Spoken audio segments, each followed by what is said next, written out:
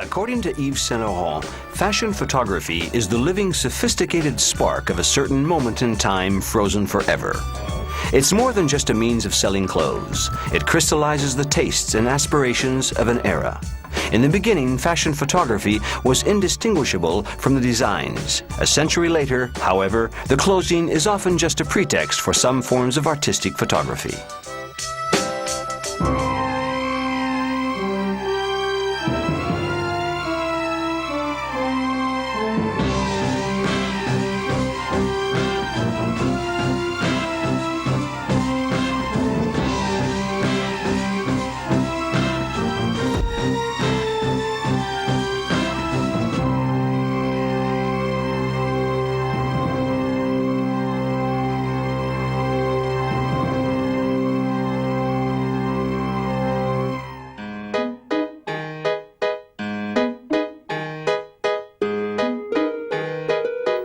Before photography was used in the press, fashion was the sole realm of the designers.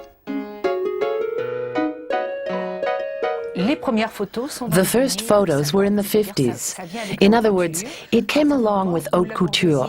And once the bourgeoisie, with their extremely important social status in banking and commerce, chose to portray themselves as the aristocracy had done in the 18th century, images changed from being pictorial to photographic. À ce moment-là, il devient photographique. The Countess of Castiglione, a figurehead of the Second Empire, wanted to be portrayed in her clothes and costumes. Louis Pierson photographed her for a quarter of a century. Les Modes was the first magazine to publish a large number of photos. The models were usually show business stars.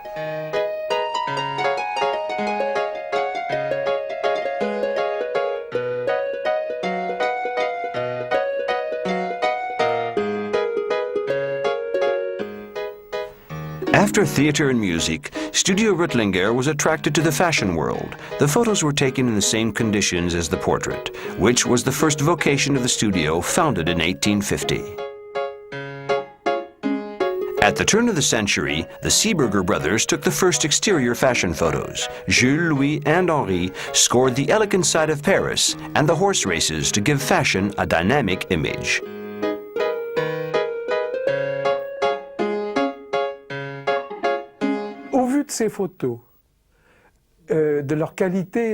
When she saw the quality and composition of these photos, Madame de Broutel, who ran a magazine called La Mode Pratique, asked Jules to take some fashion photographs in public places, such as at the racetrack or the smart set out walking on the Champs-Élysées or in the Bois de Boulogne, and to do a feature on the clothes of the rich and the aristocrats, which could be used to illustrate articles on fashion.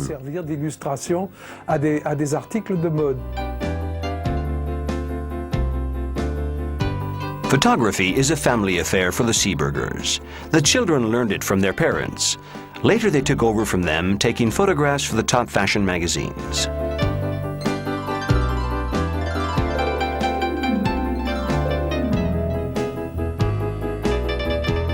Adolphe de Meyer frequented and photographed the aristocracy before turning exclusively to fashion photography.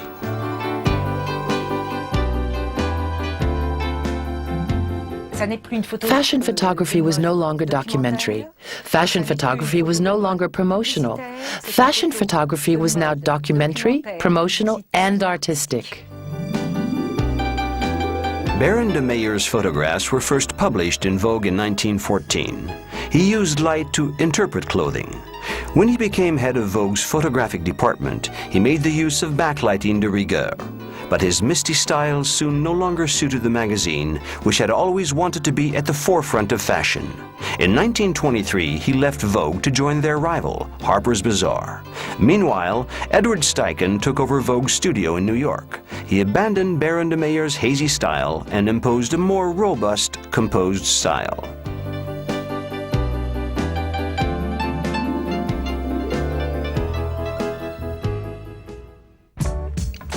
In the 30s, Harper's Bazaar, run by Carmel Snow and art director Alexei Brodovich, renewed the genre. By grasping the instantaneity of movement, Munkacsy introduced the basis of contemporary fashion photography. He gave American women a dynamic modern image. The clothes became lively and an integral part of the model's personality.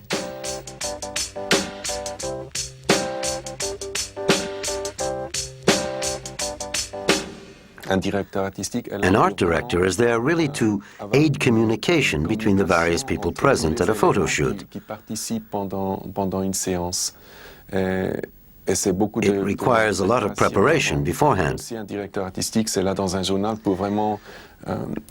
And his role in a magazine is to provide the right mix between the photographer's different subjects and styles. In 1934, Horst replaced Huenengen Huene, his mentor and friend, at the head of the Parisian studios of Vogue. He was inspired by his classical style, his ancient Greek themes, but added a touch of humor and refinement. He used accessories and decor to give the clothes a sensitivity, a playful, sometimes theatrical dimension. His conception of fashion was in phase with the superficial desires of the interwar years.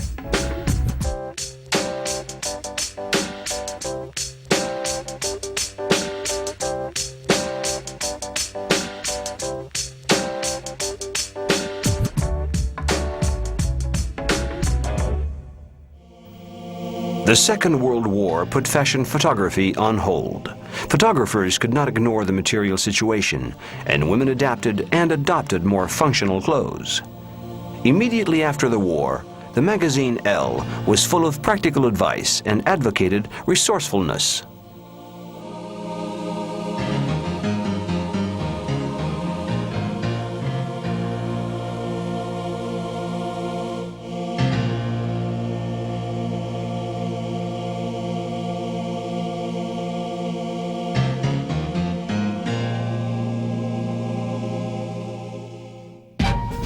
In the 40s and 50s, New York became the fashion capital for photography, particularly thanks to Irving Penn. After several years at Harper's Bazaar, Penn met Alexander Liberman, Vogue's art director, an encounter that proved decisive. He was hired by him in 1943. Irving Penn instilled his photos with his personal vision of fashion. His compositions are extremely pure. The clothes are evoked more than represented.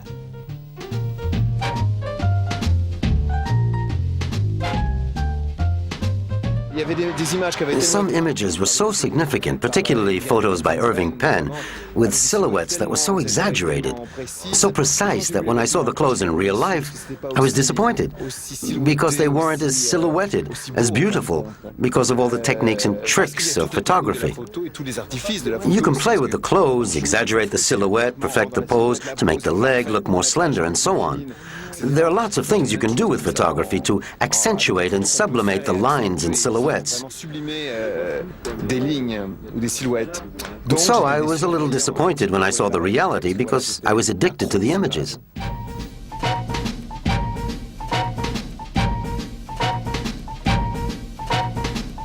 The photography fed the fashion and the fashion fed the photography. And it was all influenced by music and film and England and, you know, whatever was going on then. I think the photography, and once it's seen in the magazines,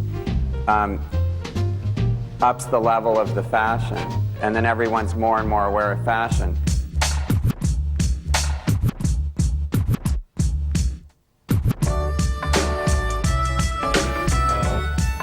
I learned about fashion through photography. I didn't study fashion. I looked at the magazines and I saw photos by some very good and some not so good photographers. And so my whole fashion culture is visual, from television and fashion photos. Sometimes a photographer's personality is so strong that it triumphs over trends and taboos. This was the case with Helmut Newton. For him, fashion was not an end, just a means of provoking and expressing his own vision.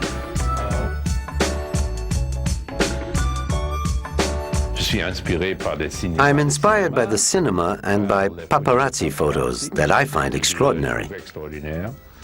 I think the paparazzi's approach is really amazing. The women in Newton's photos are often dominant, always independent. Fashion is generally associated with sex, money, and seduction, and expresses the photographer's obsessions and fantasies. Fetishism, perversion, and the failings of contemporary society are pinpointed in a universe of luxury, which is necessary to the expression of desire.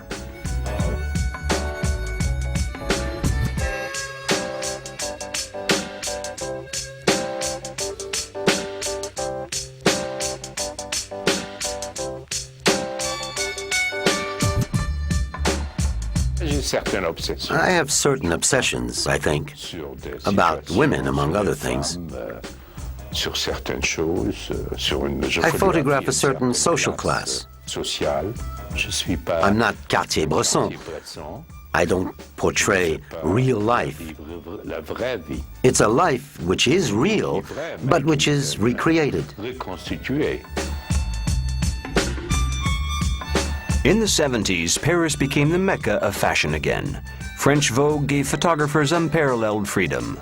Alongside Helmut Newton, Guy Bourdin was the star photographer. Sex and violence are an integral part of his photographs. Bourdin is inspired by the atmosphere of crime reports, but his aesthetic sense relies heavily on makeup. His photos for Jourdan shoes made him famous and marked a turning point in advertising photography. The product lost all functional value in a composition which aimed to take it out of its usual context and give it its own existence. Bourdin has shocked right-thinking people, but has always managed to apply his personal vision to his commissioned work.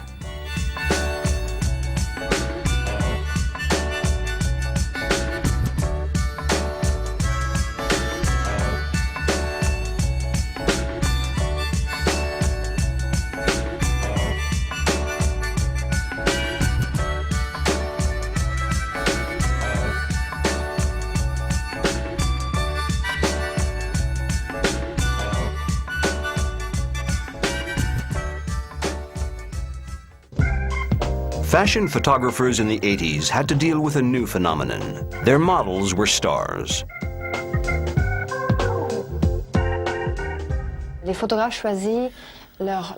Photographers choose their models because they are inspired by them. They have a precise idea of what they want to use them for. So it's more a case of inspiration. It's not calculating. The photographer thinks of himself first. A chief editor could say, I really like, I'm a really big fan of that girl and I'd like to work with her. But she never has the final word on who gets chosen. The photographer does. As he's the one behind the camera, he's the one who has to be inspired. He acts on his instincts and has the final say. After 10 years in front of the camera as a model, Ellen von Unworth coordinated the Guess Jeans advertising campaign, which really launched both her and Claudia Schiffer. The photographer's eye is sexy, intimate, and exuberant. Patrick de Marchelier symbolizes today's trends, emphasis on the models and simplicity of composition. His photos exude a healthy atmosphere.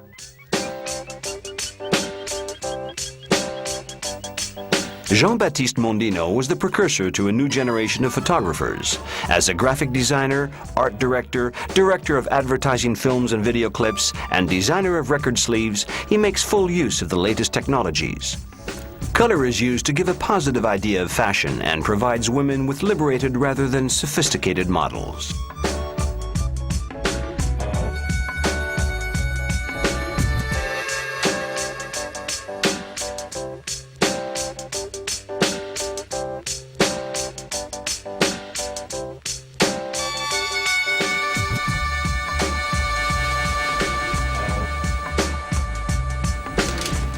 Another protégé of the Vogue stable, the Peruvian Mario Testino, loves women who are sure of themselves.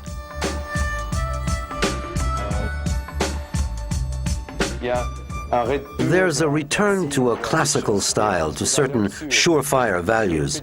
Maybe it's because there are so many uncertain things in the world. We're not even certain of being able to go out into the street. So we're trying to cling to things which have a degree of certainty about them, and I try to reflect that in an elegance which can be timeless.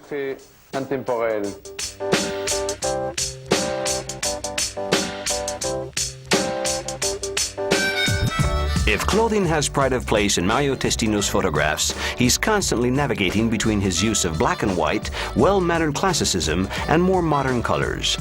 His photos contain an incredible amount of energy, according to Madonna, and an extraordinary sensual quality, according to Gucci couturier Tom Ford.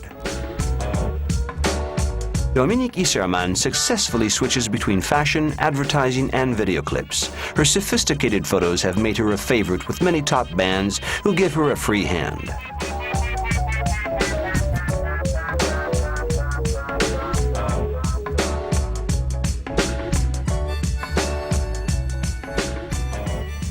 Peter Lindbergh grew up in West Germany between a bank of the industrialized River Rhine and another covered with trees. The memory of this childhood world is still fresh in his mind, and he's always preferred to make use of contrast. His work is often associated with certain models and fashion designers. Lindbergh believes in body language, nature, and emotions, and he gives his black and white photos a very cinematic feel. His preferred technique is using different nuances of gray.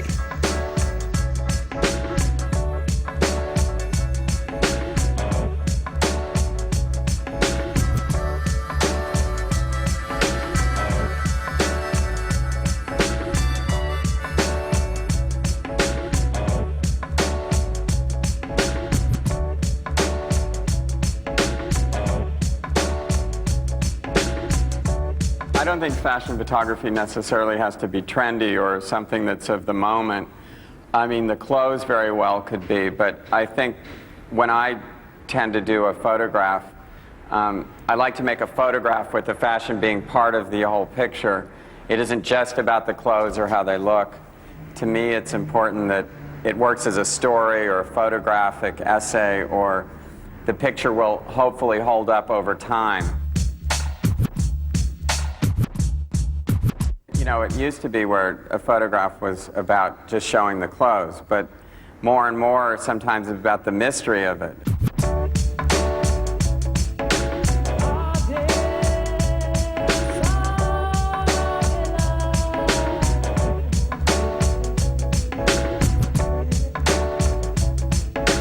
You know, it's a challenge, you know, everything's a challenge.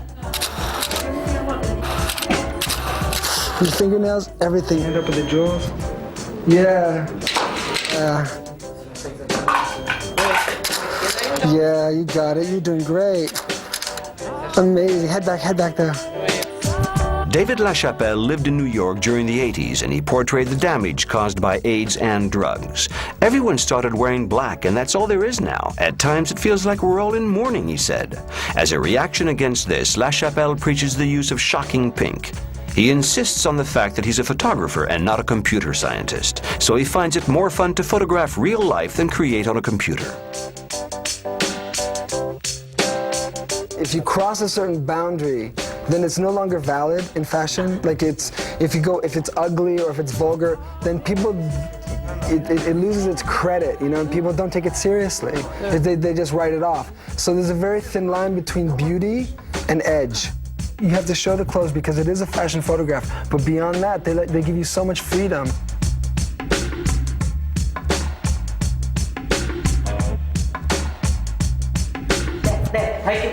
Wow, fantastico! Fantastico! Oui.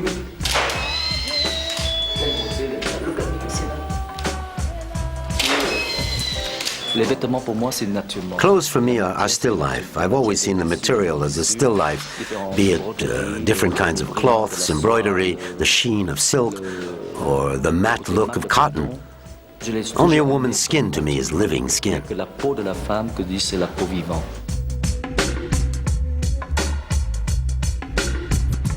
Because he's been taking photographs of fashion and beauty for so long, Tien knows all about the importance of the clothing, and he magnifies it, often to the detriment of the model.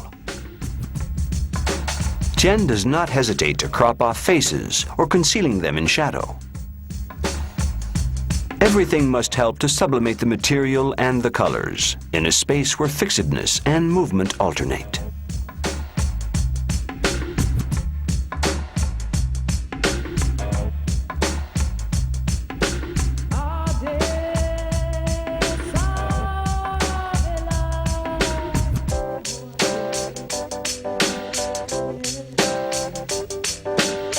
I think that clothes are the most important thing in a fashion photograph, and the model is just a part of the whole, for me anyway.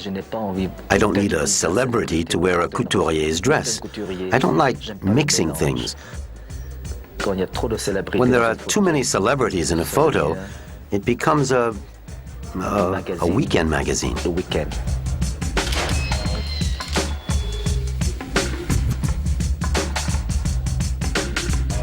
When I photograph a dress for a publicity shot, it's almost a way of correcting my work. It lets me see my own work as a fashion designer with an objective eye. I can see the good and the bad. I see what I shouldn't have done, where I went wrong. In a photo, things can be corrected which can't be on the catwalk. So it's very interesting. It lets me stay in touch with fashion all year long. Otherwise, I just do my collections and go on vacation the rest of the year, like certain other people, which would bother me a lot.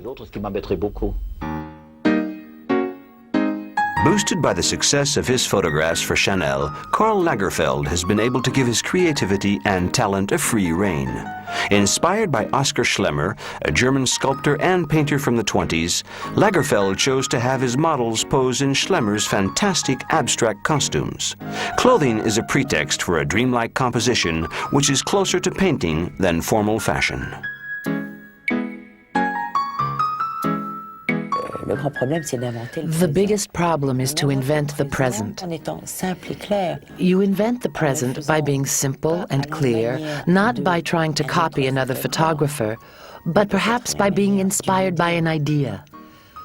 Photographers who stick to what their predecessors did make wonderful pastiches, but they don't take things forward at all. Whereas photographers who embark on a new idea, on a new, obsessive way of looking at things, are the ones who really fully develop their talent. Richard Avedon subscribes to this school of thought. For more than 50 years, he's brought new energy to photography. In 1945, he presented his portfolio to Alexei Brodovich, art director at Harper's Bazaar, who became his mentor. 20 years later, Vogue headhunted him. His presentation of fashion is simple, almost classical. The apparent spontaneity of his model is precisely orchestrated. If the neutral backgrounds are a recurrent theme, the compositions are often more complex, and if fashion is often a matter of style and era, when it's seen through Avedon's eyes, it's all about timelessness and personality.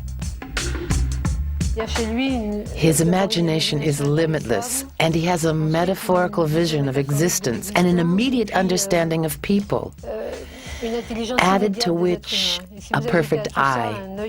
In other words, the eye is more intelligent than the rest of the head. This ability to grasp things in a moment that other people don't see at all. Avedon prefers the study of movement to narration. In this, he's a direct descendant of Martin Munkaczy, who was the first to shake up the fashion world. Avedon's genius is to combine movement with the static studio tradition. You can't freeze fashion any more than you can freeze time, and so the passing of time is an integral part of his work.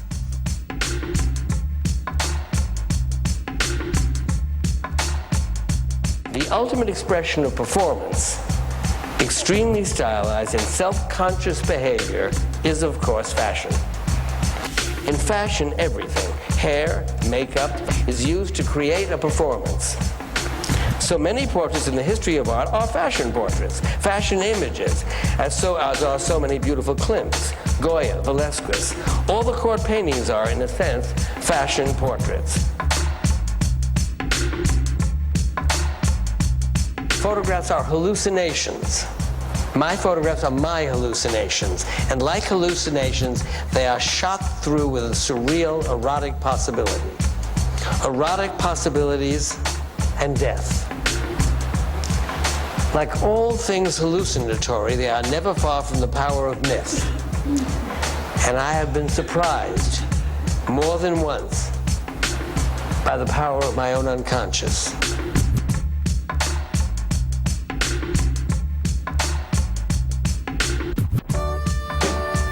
Richard Avedon did a series called The Passerby of the Century for Egoist. Stephanie Seymour passes through a century of fashion photography without aging whatsoever. Avedon fuses fashion and the passing of time, life, and its procession of passersby. As he so eloquently put it, fashion is not the short-lived reflection of elegance, it's the continuous sparkle of time.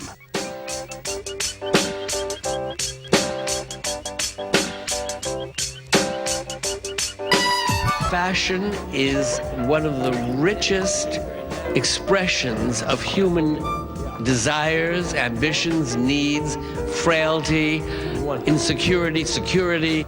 Yes, beautiful. What we wear is an indication of our sense of ourselves. It's a gift. Look what they're wearing in the Whistlers. And what they're wearing is fashion.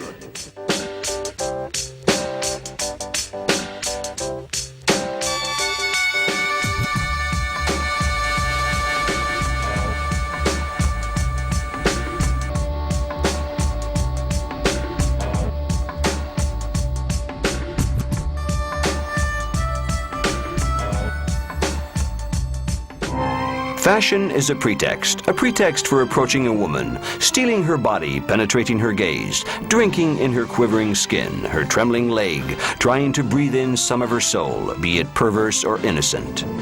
Fashion is also a pretext for sculpting strange clothed statues who are longing to move, but who are frozen by the camera's shutter.